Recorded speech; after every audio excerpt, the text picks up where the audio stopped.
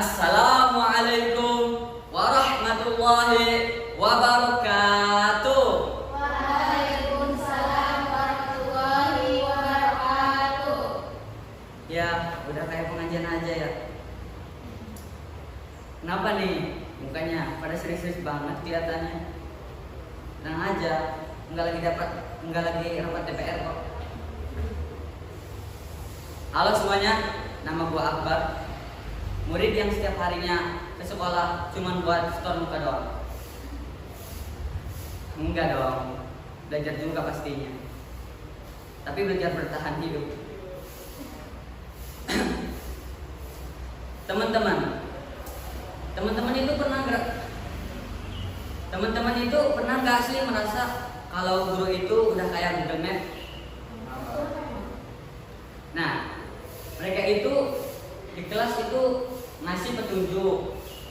Ini harus kayak gitu, ini harus kayak gitu. Nah, ketika saat ngerjain soal-soal ulangan atau ujian, udah kayak kesasar di hutan Amazon aja rasanya. Iya, nyari-nyari jalan keluar, tetap aja ketemu jalan keluarnya. Nah, teman-teman juga pernah gak sih ngerasa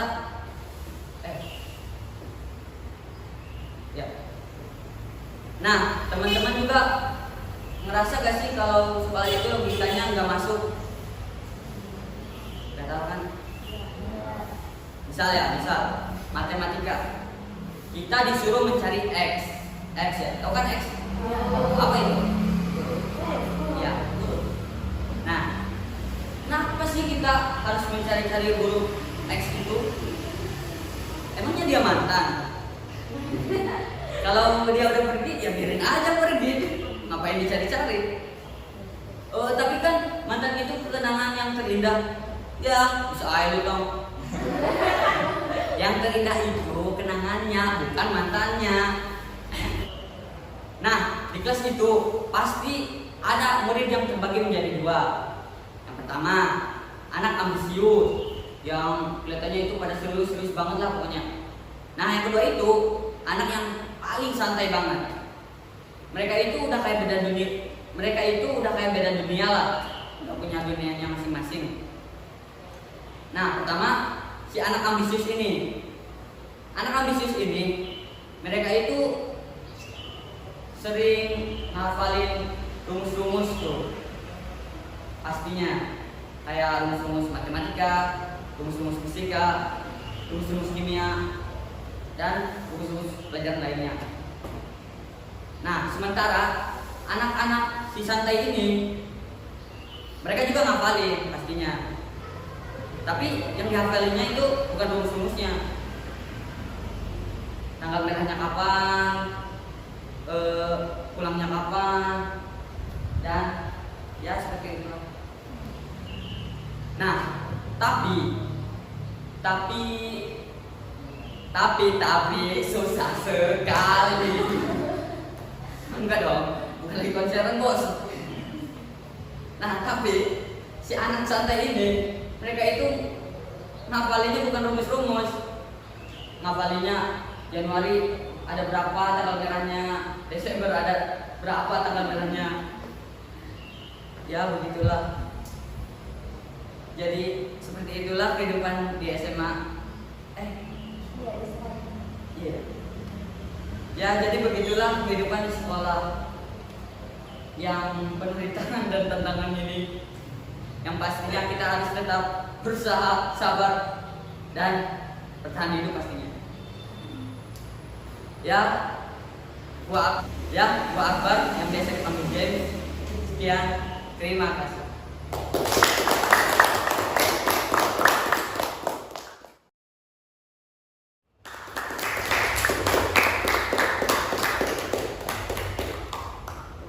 Assalamualaikum warahmatullahi wabarakatuh.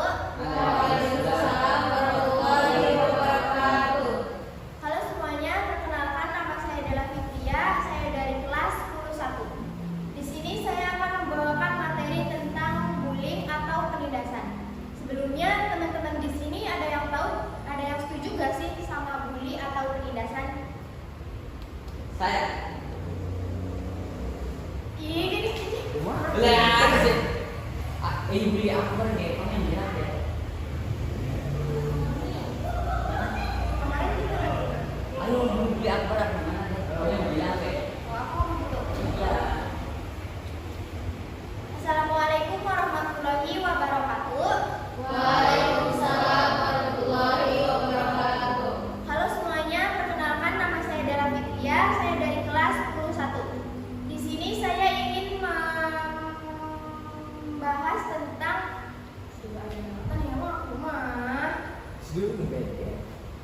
Ya.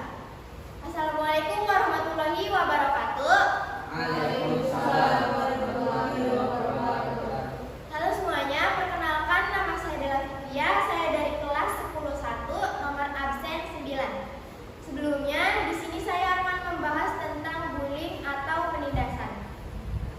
Teman-teman di sini ada yang setuju gak sih sama bullying? Saya. Parah nih Akbar. Iya, Beb. Bukan ada yang ngomong ada bully Akbar loh. Iya, Ada Beb. bully Akbar. Ngomongnya lemes dah. Siapa sih? Bukan hanya baik ya. Terus gimana? Gimana? Tiga-tiga. Jangan ya boleh jangan. Gitu. Itu aja. Ramon. Jangan ada ya. Pas Akbar macuk, kaliannya kayak langsung dibayar. Iya, tuh jadi spontan, Beb. Gue ini sama. Jangan itu mah bayar itu mana? Bukan. Daging mah berat ke sini. Paham nggak tuh? Jangan saya. Kamu berarti kamu saya. Iya. Ah. Enggak. Gue nggak tahu temen dalamnya ada siapa. Dia. Jangan. Iya. Sok.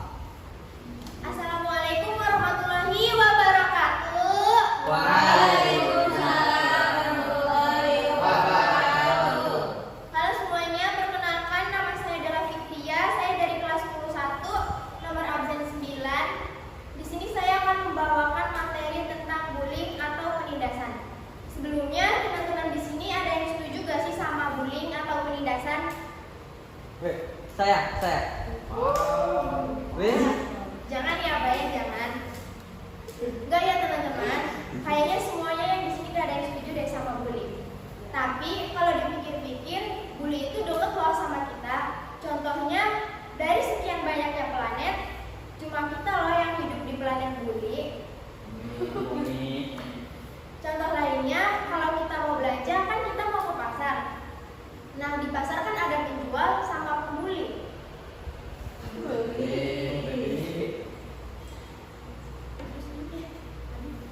Tapi ya teman-teman, kayaknya bully itu udah jadi budaya gitu dari kita sejak dulu.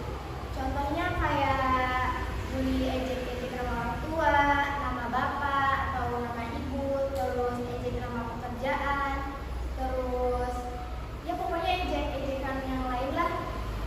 Terus menurut ada bahkan gitu dari semenjak kita SD, SMP, SMA atau bahkan kuliah gitu. Biasanya kan ada anak-anak yang culun, yang pendiam, terus dibully sama anak yang punya geng atau yang punya circle gitu. Kayak maksudnya apa gitu kan? Lu punya kuasa, lu punya duit. Ya budaya bully ini adalah salah satu budaya yang harus kita hilangkan ya teman-teman. Sama halnya seperti korupsi. Ya tah? Iya dong. Sebenarnya saya heran sih kenapa orang-orang itu ada yang bully atau bahkan harus membuli gitu. Padahal daripada membuli lebih baik ngelakuin hal yang bermanfaat. Contohnya kayak posting Al-Quran, terus main Candy Crush waktu rapat, gitu kan. Yang penting kan ngerugiin orang lain kan. Enggak ya teman-teman, stop bully karena bully itu nggak keren sama sekali. Karena orang yang keren adalah orang yang mampu bermanfaat bagi orang lain.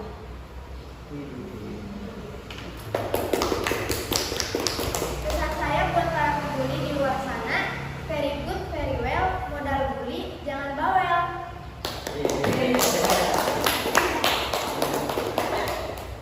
Sekian materi dari saya, kurang lebihnya mohon maaf. Sekian, terima kasih. Wassalamualaikum warahmatullahi wabarakatuh. Waalaikumsalam warahmatullahi wabarakatuh.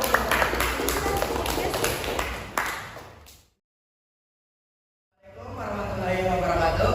Waalaikumsalam warahmatullahi wabarakatuh. Perkenalkan, nama gue Ibnu. Tema kali ini tentang dukun ya. Lu pada udah tahu kan dukun?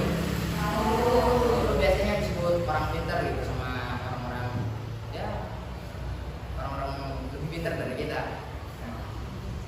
Iya sih dukun emang orang pintar karena hampir 11/100 dari dokter. Dukun juga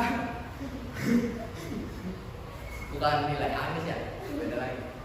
Dukun tuh punya banyak spesialis gitu.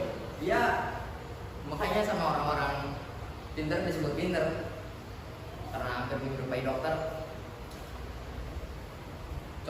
Contohnya dukun spesialis pesugihan.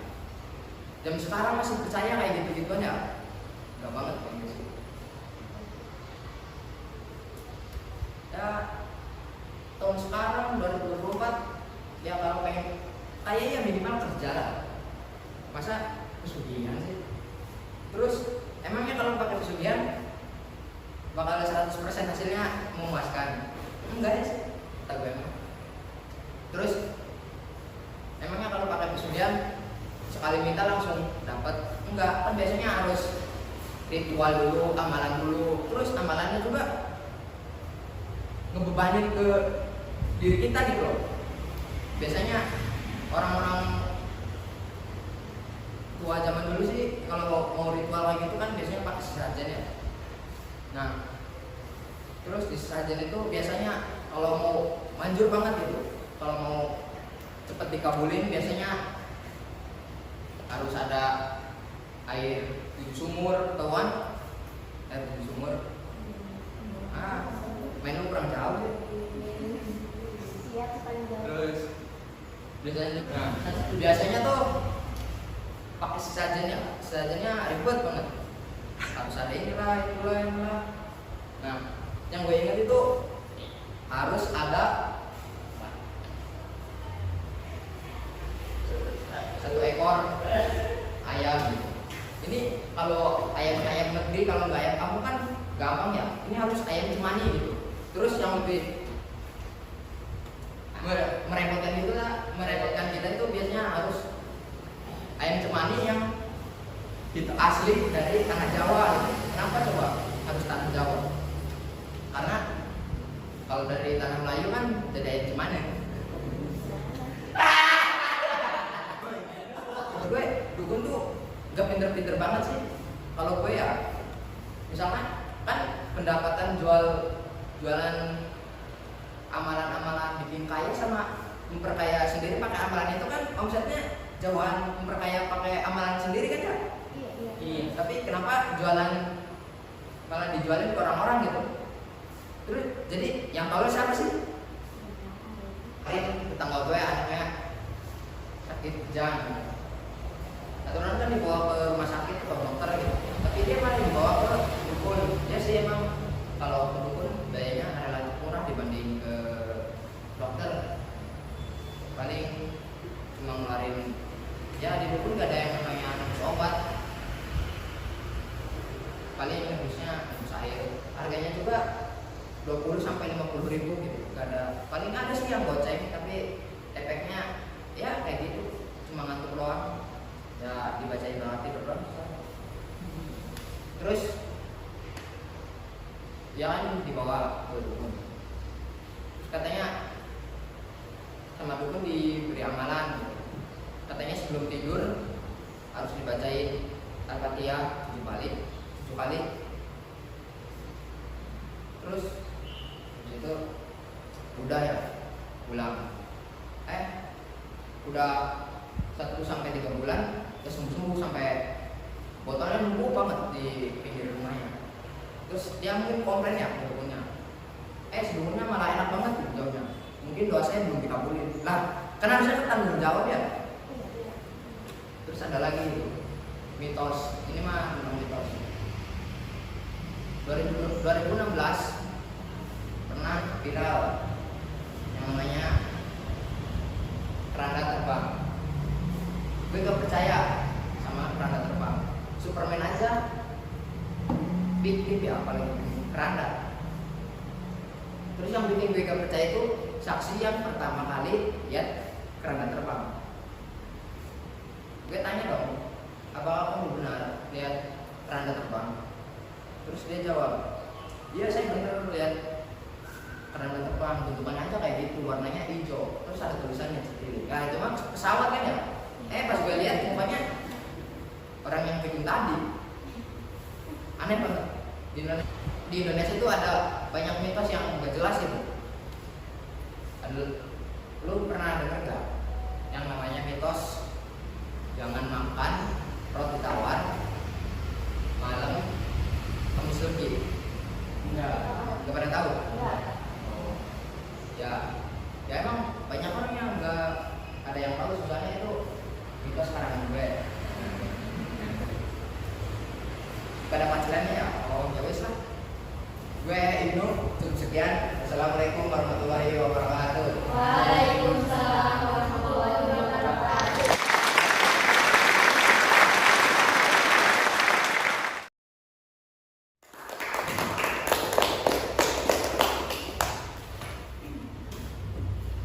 Assalamualaikum warahmatullahi wabarakatuh. Waalaikumsalam warahmatullahi wabarakatuh. Perkenalkan, nama gue Indah Diani dari kelas 11 kelompok 1. Di sini gue bakal bawain komedi tentang sekolahan. Jadi pada intinya sekolah itu gak afdol kalau gak dikasih PR.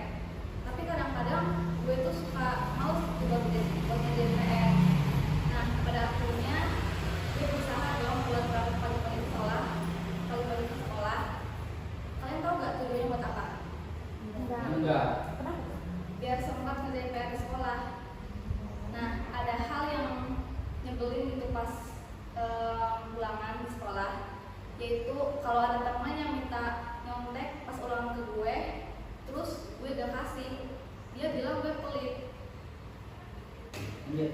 Gue itu bukannya pelit ya, tapi dilema.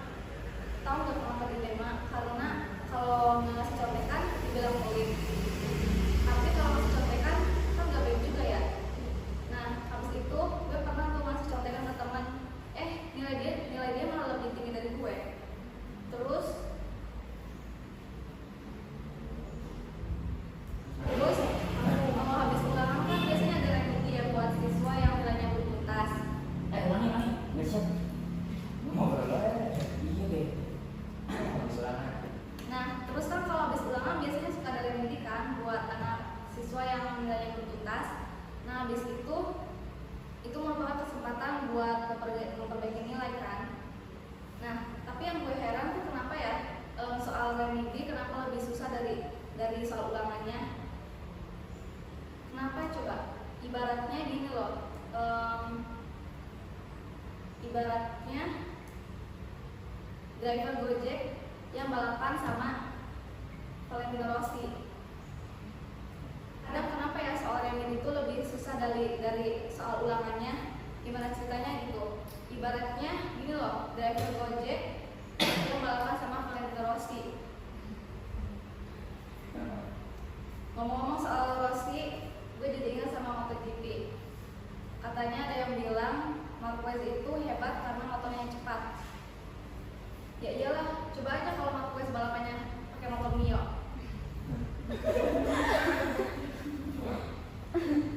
Dibandingin sama balapan sama orang yang pakai motor kecepatannya 1000 cc di Jakarta pula.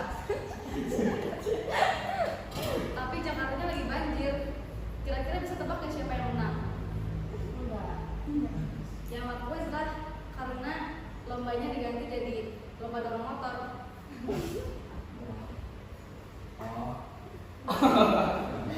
Terus juga ada satu cerita dari bapak gue. Katanya dulu pas bapak gue sekolah itu ada yang namanya ujian nasional atau disebut dengan UN kan. Nah teman-temannya bapak gue itu kalau pas UN tuh suka patungan buat beli kunci jawaban UN kan. Habis itu buat jadi contekan. Tapi kerennya lagi bapak gue itu nggak ikut-ikutan, nggak ikut patung maksudnya. Ada satu cerita dari bapak gue, katanya dulu pas di sekolah tuh ada yang namanya ujian nasional atau disebut dengan UN. Nah pas UN tuh biasanya teman-temannya bapak gue itu suka patungan kan buat beli kunci jawaban soal UN. Habis itu jadiin contekan. Nah tapi kerennya lagi bapak gue itu nggak ikut-ikutan, nggak ikut matung maksudnya. Habis itu lebih parahnya lagi, teman-teman gue itu suka pergi ke sekolah sebelum ulangan kan. Nah malaikat mungkin bilang gini ya, Masya Allah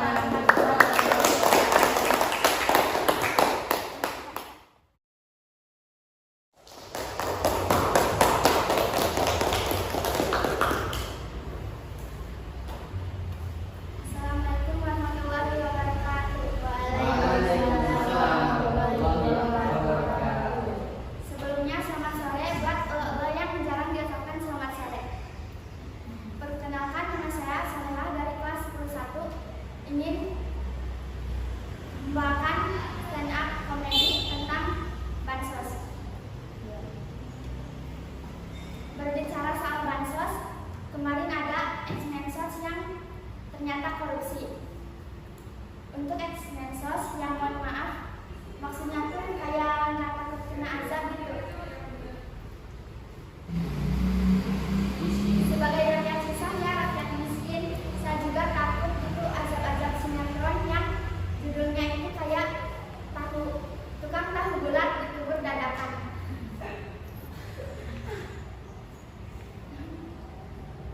Kejam, akhirnya dikubur di cacaran. Kita tidak mau bahwa ex-mensos atau orang yang korupsi itu akan ada cerita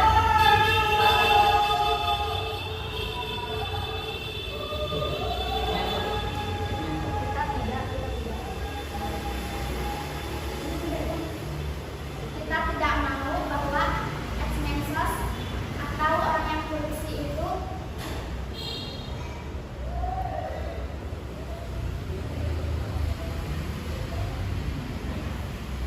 akan ada cerita bahwa judul-judul sinetron juga, karena mengkorupsi beras bansos atau pakan bansos itu dengan dipotong ceban.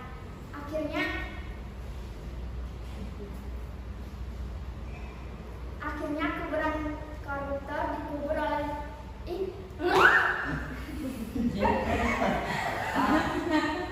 Akhirnya kuburan koruptor dipenuhi oleh sarden. Sekian dari saya. Assalamualaikum warahmatullahi wabarakatuh. Waalaikumsalam warahmatullahi wabarakatuh.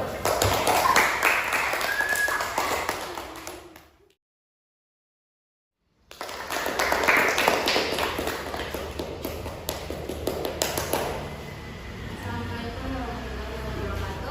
Waalaikumsalam warahmatullahi wabarakatuh.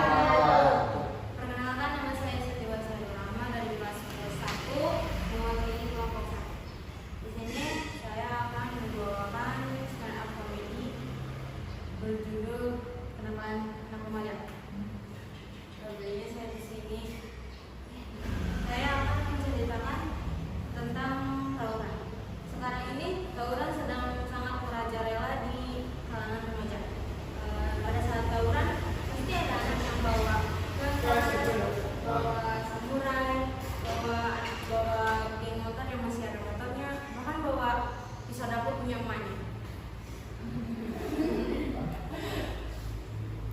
Terus menurut saya ya, tawuran itu sangat susah untuk dicegah. Tapi saya punya cara tersendiri loh untuk mencegah tawuran, untuk mencegah adegan tawuran ini, yaitu dengan cara mengadakan tawuran yang disiplin. Tawuran yang disiplin itu juga harus tawuran pada saat yang sempurna. Kan kalau anak lain mah tawuran lemparnya batu. Nah kita mah jangan, kita mah lemparnya tuh daging, lemparnya tahu, kalau nggak susu. Nah kita tuh lemparnya itu.